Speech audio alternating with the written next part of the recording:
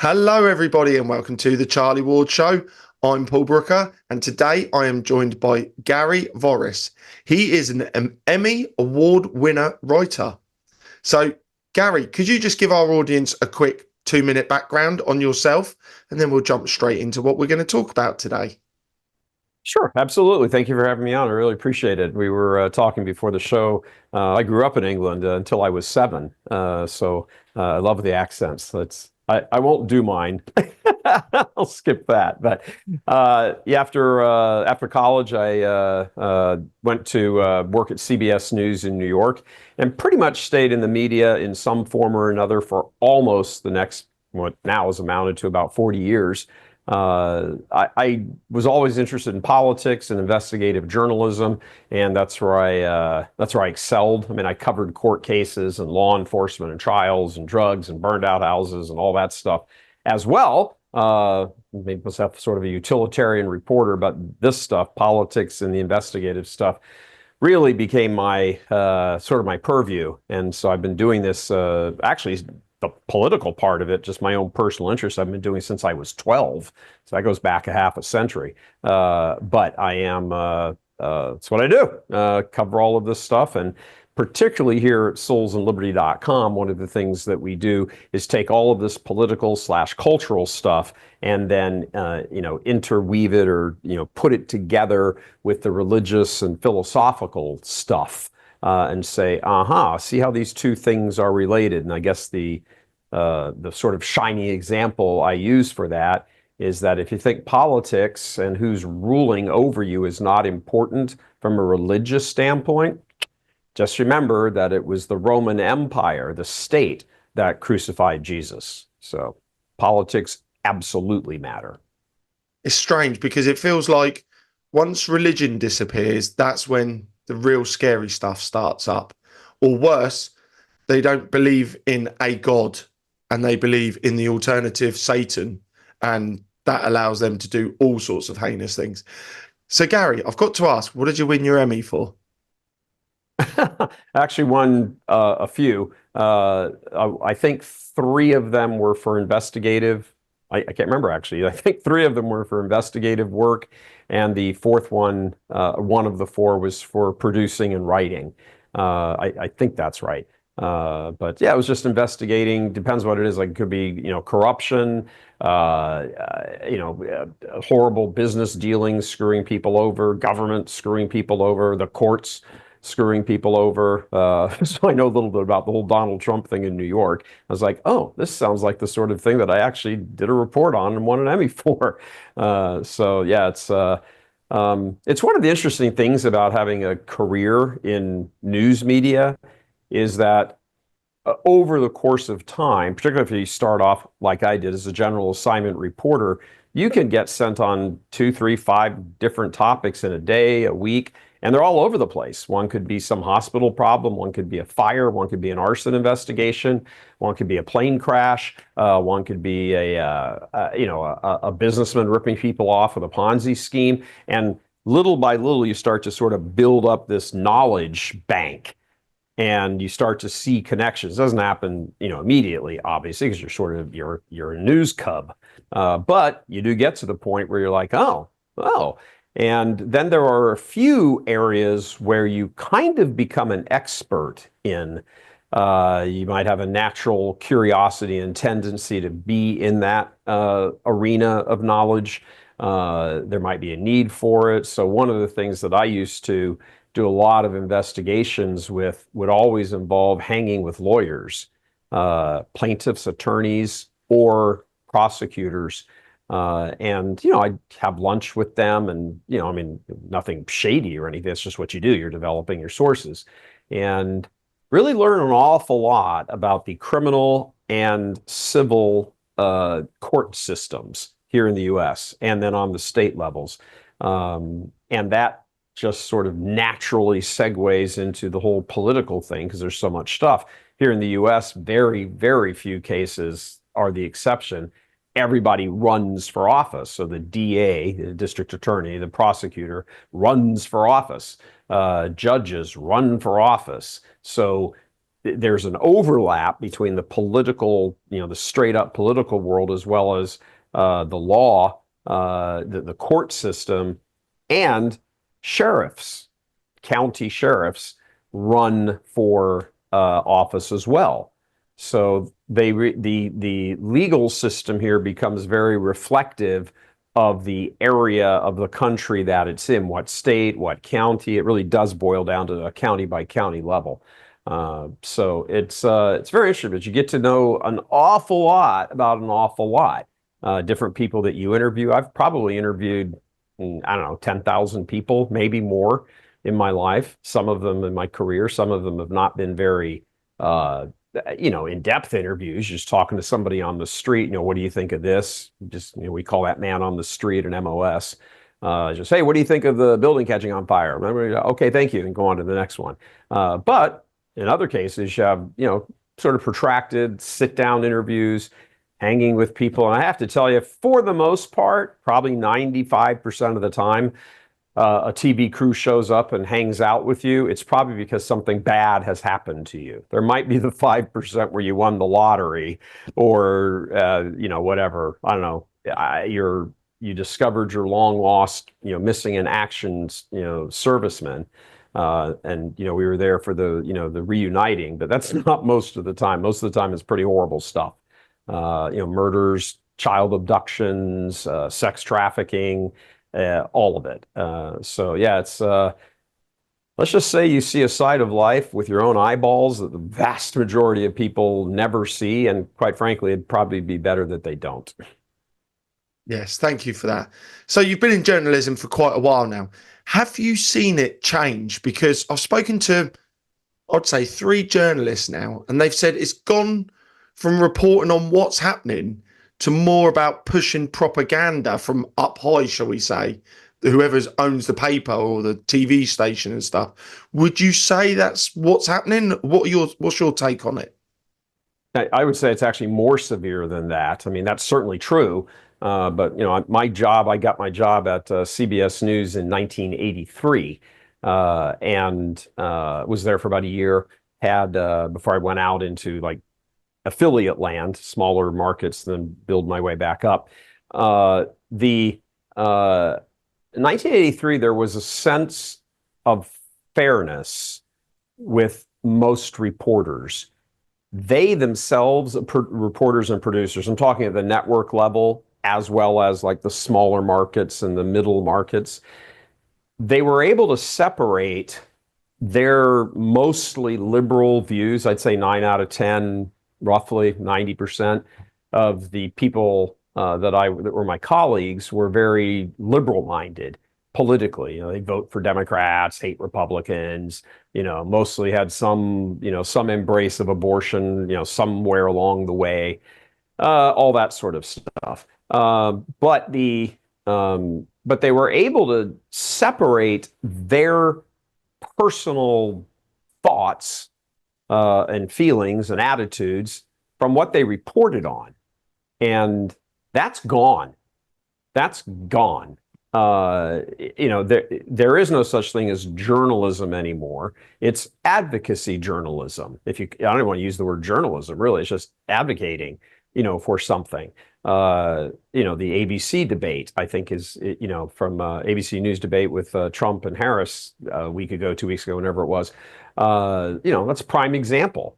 I mean, they jumped down Trump's throat, they cut him off, fact check him, and it's actually they were wrong. David Muir was wrong. Lindsay Davis was wrong. There's no revelation of the relationships, behind the scenes relationships. I mean, the president of ABC News is friends with Kamala Harris's husband, Doug Emhoff. So, the Lindsay Davis is a sorority sister of Kamala Harris. She even said in an interview after, because people's heads blew up going, well, this is the most biased thing. This is like 3 against 1.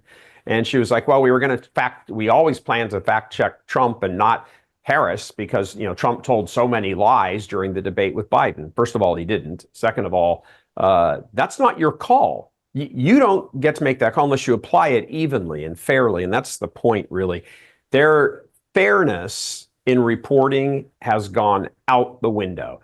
It happened It's been developing over a very long time. Even when I was at CBS in New York in 1983, I had to sit in on, because I was part of the evening news broadcast. I was with Dan Rather at the time. He had replaced Walter Cronkite. So I'd sat in on the meetings. They'd have the meeting in the student morning meeting, and I would hear the process of what stories they would cover. Obviously, there's the big story of, whatever, there's some war somewhere, or, the government just released jobs data or whatever. I mean, just sort of just the facts, ma'am, sort of things. Those got pretty much normal, straight up treatment. But it was in the second and third portions where all the bias would come through based on the story selection. Now, the story may have been reported fairly, or might a better way to say it would be accurately. But the fact that they, in the morning meeting, chose story A and rejected story B, C, and D, back in the day, that's how the bias was played out. Today, it doesn't matter what it is. Remember under Biden, I think it was 2 summers ago, we're heading into a recession. Yep, here's a recession. What's the definition of a recession? 2 consecutive quarters with negative growth. Check. It's what we had. All of a sudden, well, we're changing the definition. It's not really a definition of recession. I mean, recession is kind of like when this happens, they're constantly moving the goalposts. They want to push an agenda. They're all pro-abortion. They're all pro-gay marriage. They're all pro-destruction of the family. They're all pro-beta males. They're all of that stuff. They're all of it. And they have constructed, I mean, look, hats off, give the devil his due. These guys have been very, very good bullhorns for all of that communist propaganda, filth, destruction of America, American values, which eventually will boil down to Americans, because there's no such thing as America just floating around out in the air. America is made up of Americans. And those 70, 80 million, 90 million, whatever it is, hopefully 200 million, they are seen as the enemy. I mean, remember that speech that Biden gave in front of that like Nazi-looking background? It looked like a satanic, like they kept changing it from, like a Satan red to, I mean, I don't know what person said, hey, that's perfect. Let's put him in front of a wall and make him look like Hitler. But during the show, during the broad, because it was a live speech, it was on the steps of Freedom Hall in Philadelphia. And during the show, during CNN's broadcast of it, they kept dialing down the intensity, little by little, the intensity of the red behind him on screen. So it looked a little bit less mean and harsh and all of that. I mean, you would have gotten fired like that when I was at CBS if you'd have even done something like that. You're there to journal. That's where the word comes from. To journal what happened. Who's the person? There's a bunch of questions that you ask. Who, what, where, when, why, how much, and to what extent. And you provide the answers to them, and that's it. That's the journalist's job.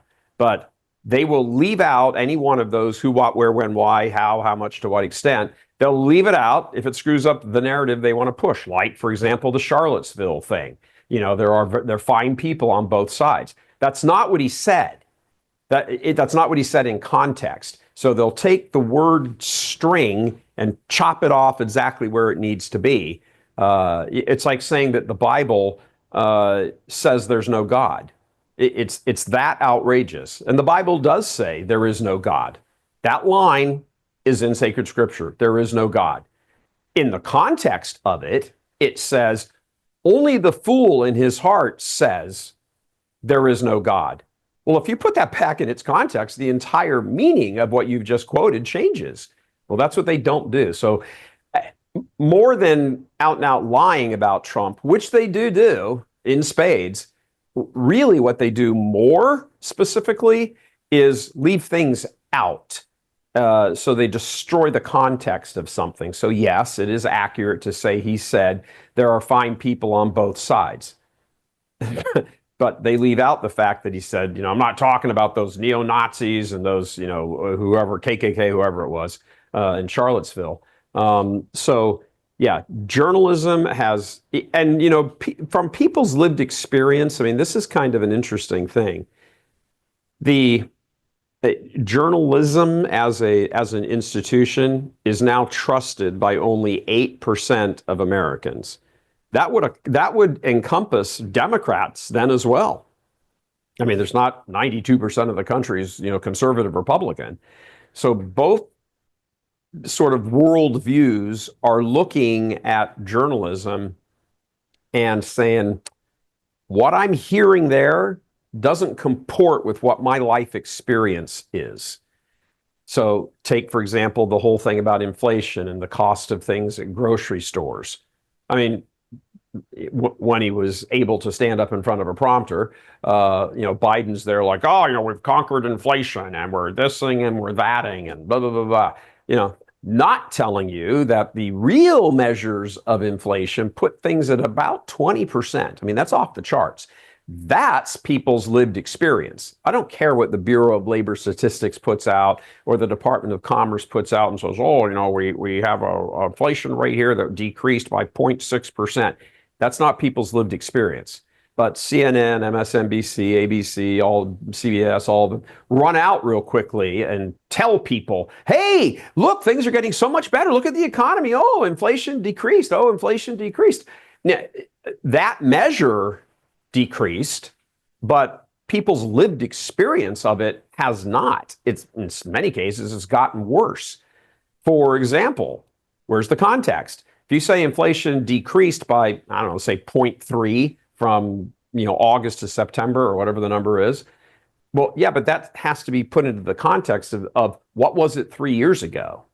At 3 years ago, what was the starting number? Well, the base number is so much higher. It's 20% higher than it was. But so you say, oh, we've declined to 19.5% because we dropped 0.5.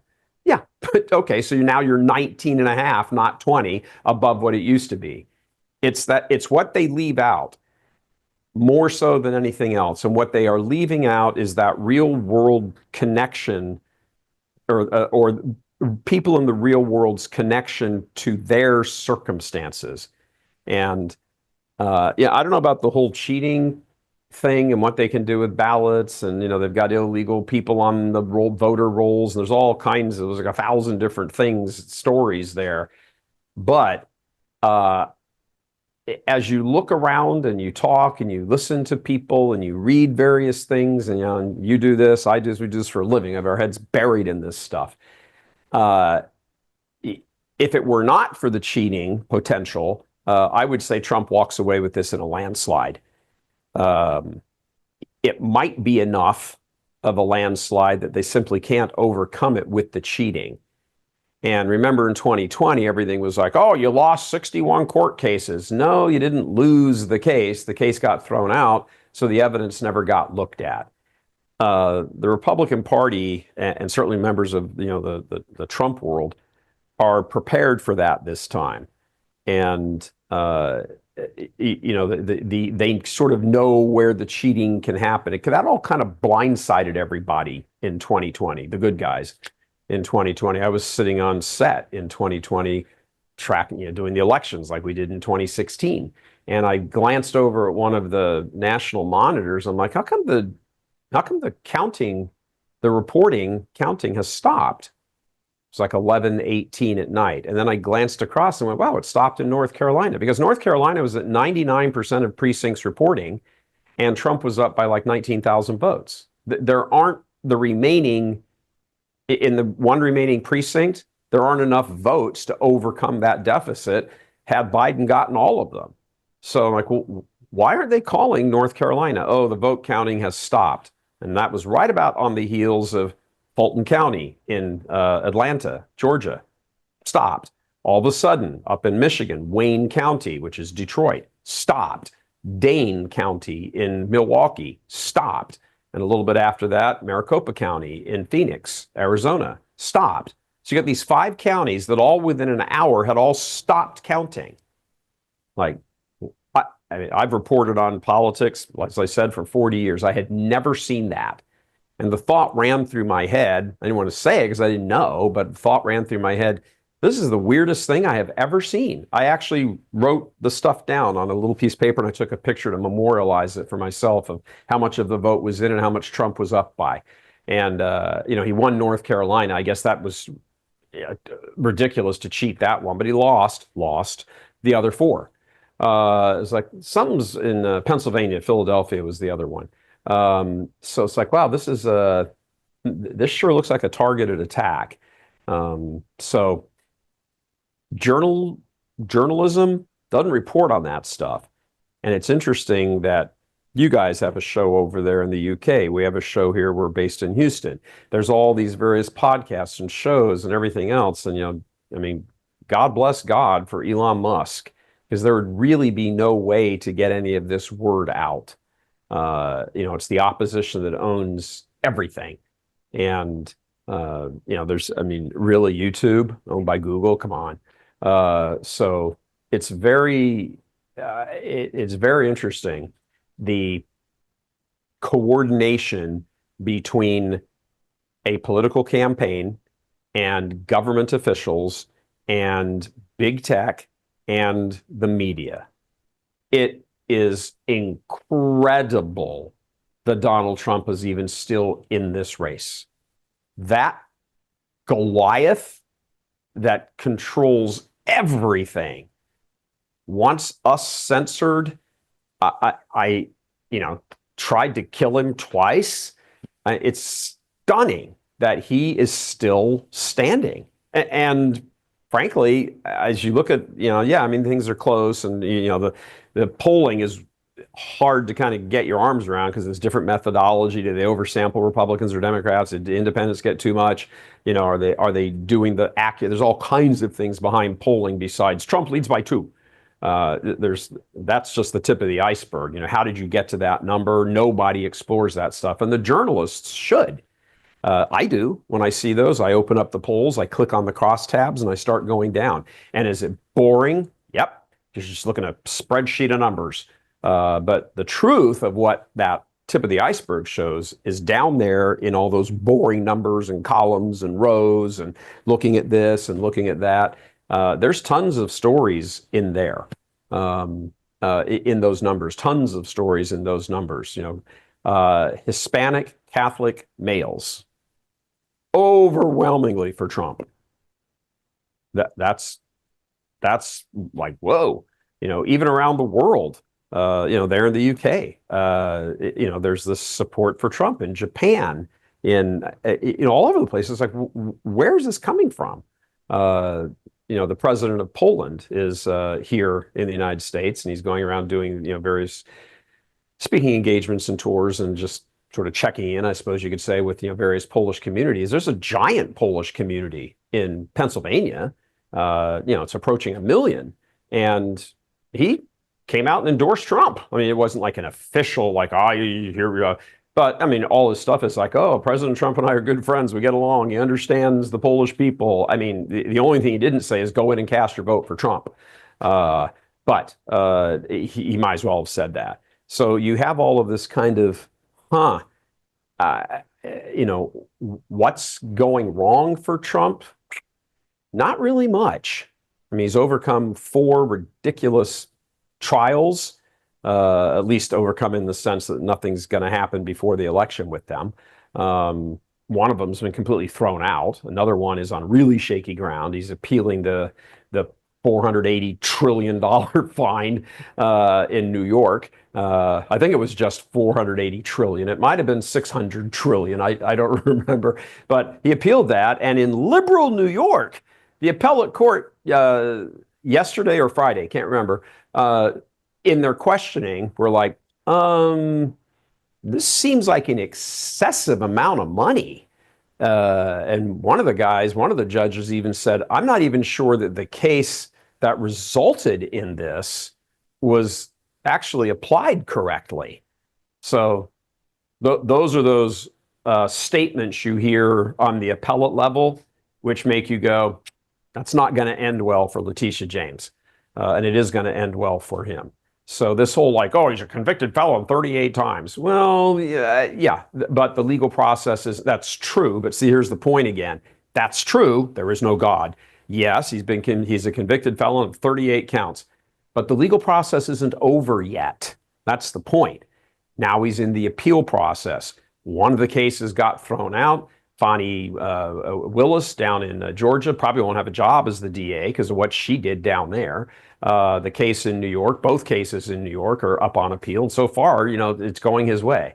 So all they wanted to be able to do is put up billboards until November 5th saying convicted felon. That's it. Well, the embrace of that, more than leaning into it, all of the Trump supporters are all got T-shirts and hats and everything. I'm voting for the felon. So yeah. It's tremendous. Anyway, I'm rambling on here. I was raised in England as a little kid, but my family was Irish. You can probably tell that. Honestly, Gary, you followed through about half a dozen questions there without me having to even ask them. So I'm very grateful for that. You've answered the question. You should just sit back and have a little spot of tea. Just sit back and have a little spot of tea there, Paul, and just lean back, have a biscuit, and Yeah. I'll finish up for you. Yeah. I mean, just today I saw an article. Trump is acting like the president and doing presidential things. He's not even president. He went down to North Carolina. He went down to Florida. He started the GoFundMe page. Where's Biden? Honestly, where is he? Probably having a nap on the beach somewhere. Well, but even then, take break. He wakes up from his naps for some ice cream. So, I mean, come on. He doesn't just nap all the time. The real question is, who's running the country? Because Biden sure as hell isn't. No. It's very, I mean, Kamala's not running it in that sense. She's doing the people's business, really. Just running around campaigning. Now, in fairness, every sitting president, or in this case, vice president, who is running for office does the same thing, but they're also doing the work of the presidency, or in her case, vice presidency.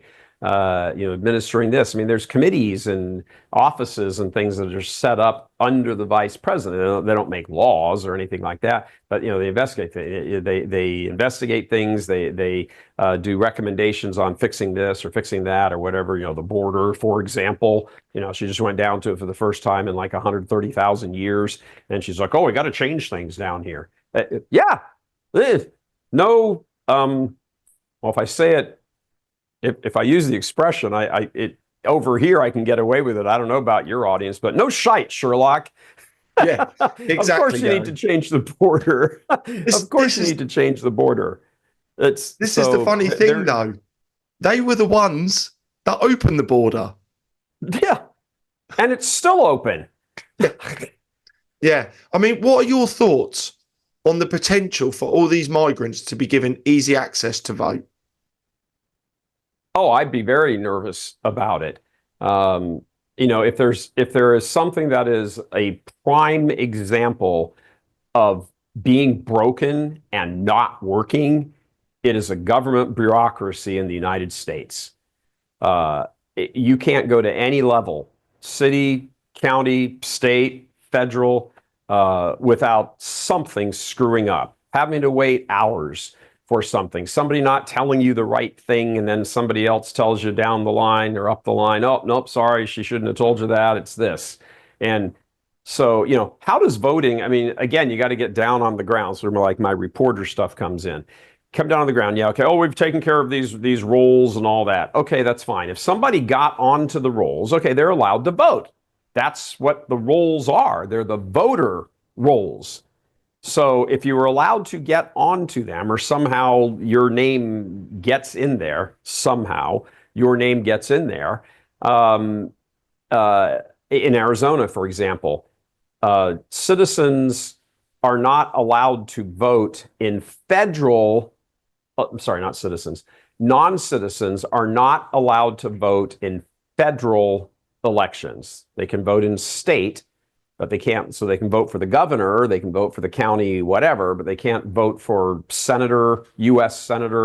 congressman, or the presidency. They're not allowed to vote for them.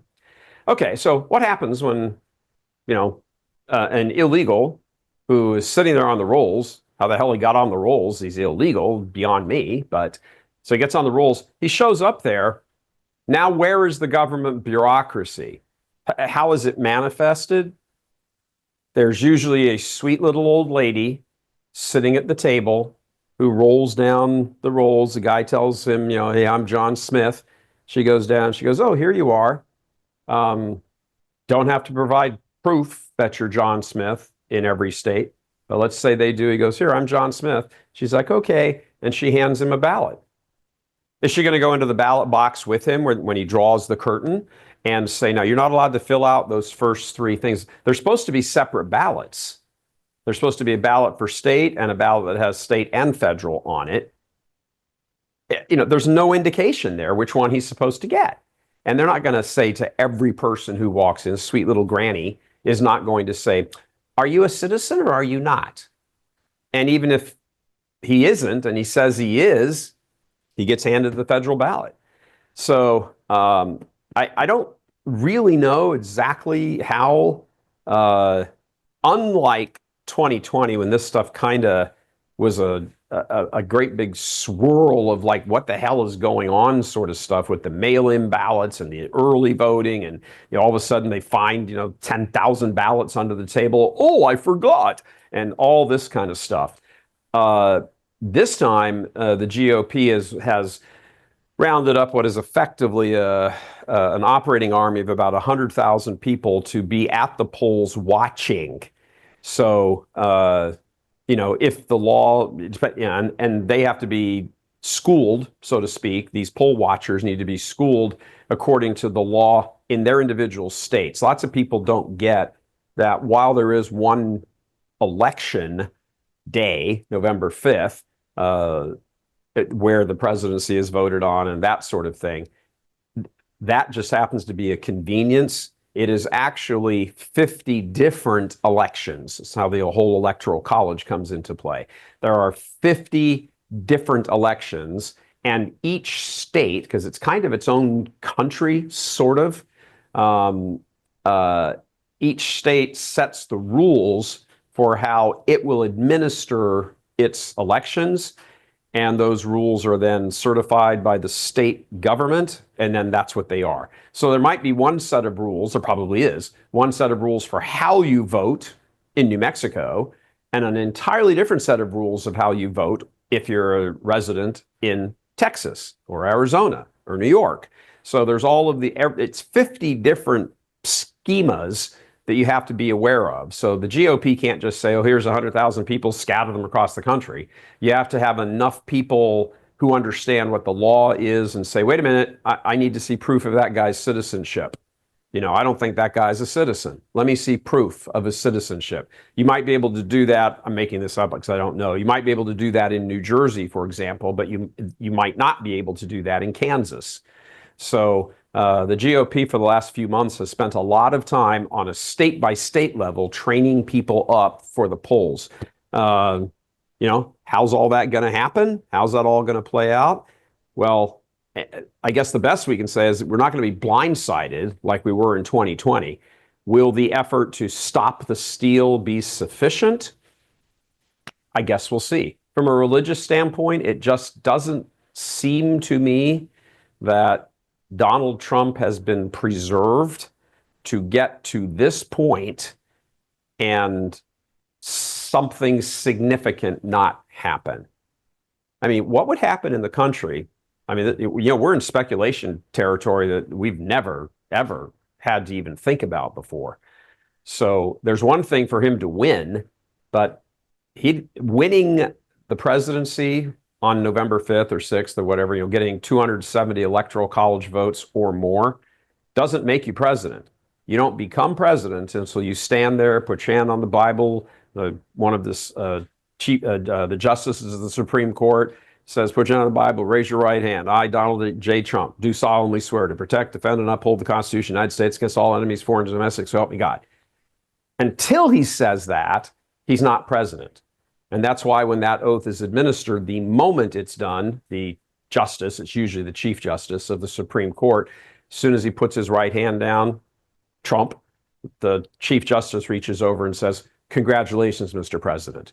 He becomes president on the taking of the oath, not winning the election. That's a 10-week gap almost between November 5th and January 20th.